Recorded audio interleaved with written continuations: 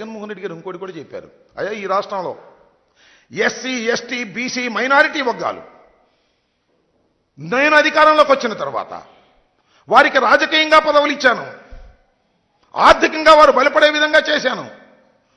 సుమారుగా 2.52 లక్షల కోట్ల రూపాయలను బటన్ నొక్కడం ద్వారా పేద ప్రజానీకానికి ఇచ్చాను. దానిలో మేజర్ పార్ట్ 75% పైన ఎస్సీ, ఎస్టీ, బీసీ, మైనారిటీలకు అందే విధంగా చేసి ఆర్థికంగా వారికి చేయూతనిచ్చేటటువంటి కార్యక్రమం చేశాను.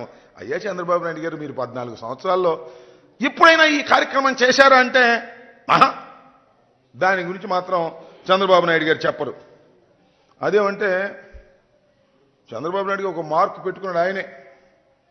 ఆయన పత్రికలు, నాకు ఒక విజన్ ఉంది అంటాడు. ఏం విజన్ ఉంది చంద్రబాబు నాయుడు గారు? నాకు అర్థం కాలేదు. What is your vision? నేను గుర్తు చేసుకోండి ఒకసారి. చంద్రబాబు నాయుడు గారు 53 రోజులు జైల్లో ఉన్నాడు, జ్యుడిషియల్ రిమాండ్లో ఉన్నాడు. కేసులో పట్టుబడి ప్రాథమిక సాక్ష్యాధారాలన్నీ ఉన్న తర్వాత న్యాయస్థానాలు వారిని రాజమండ్రి సెంట్రల్ జైలుకి పంపితే 53 రోజులు ఉన్నాడు.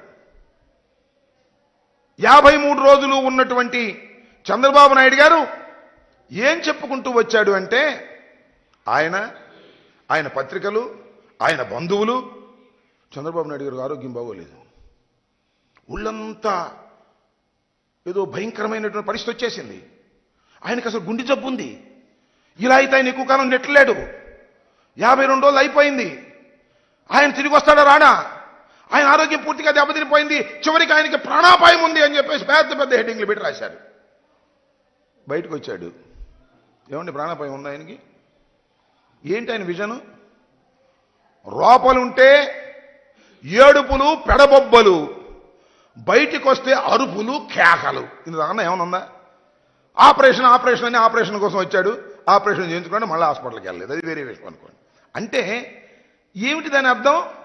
చంద్రబాబు నాయుడు గారి విజన్ ఏమిటాయంటే అందితే జుట్టు, అందకపోతే కాళ్ళు. దట్ ఈజ్ చంద్రబాబు నాయుడు గారి విజన్ అని మనం చేస్తున్నా. అలాంటి విజన్ని చంద్రబాబు నాయుడు గారు ఈ రోజున చేశారు. ఇలాంటి విజన్ చేసినటువంటి చంద్రబాబు నాయుడు గారు ఇవాళ రకరకాలుగా చెప్తాడు. ఇంకొక విజన్ ఉంది ఆయన దగ్గర.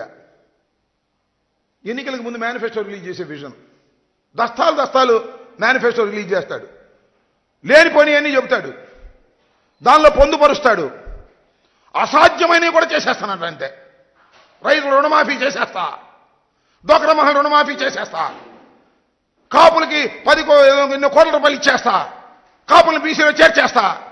అసాధ్యమైనటువంటి విషయాలను, సాధ్యం కానటువంటి విషయాలను అన్నిటినీ మేనిఫెస్టోలో పొందుపరుస్తాడు, రిలీజ్ చేస్తాడు. That is his vision.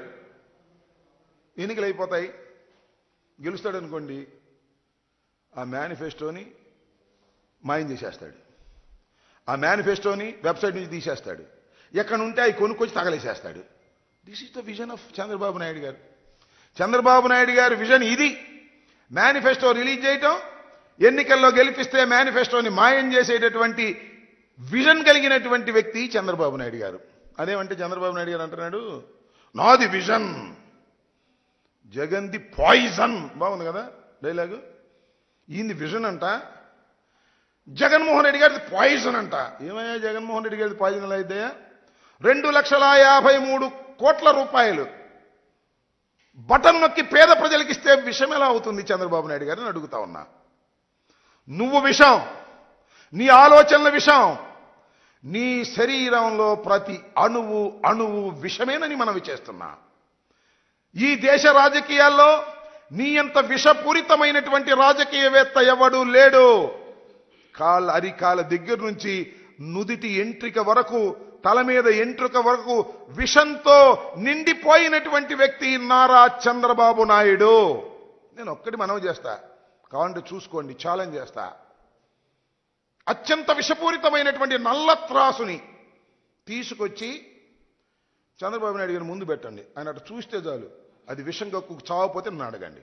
అంత విషపూరితమైన మనిషి నారా చంద్రబాబు నాయుడు గారు ఇవాళ జగన్మోహన్ రెడ్డి గారిని పాయిజన్ అనేటువంటి పరిస్థితికి వచ్చి ఏదో ఒక విధంగా బురద జల్లాలనేటువంటి ప్రయత్నం చేస్తున్నటువంటి పరిస్థితి.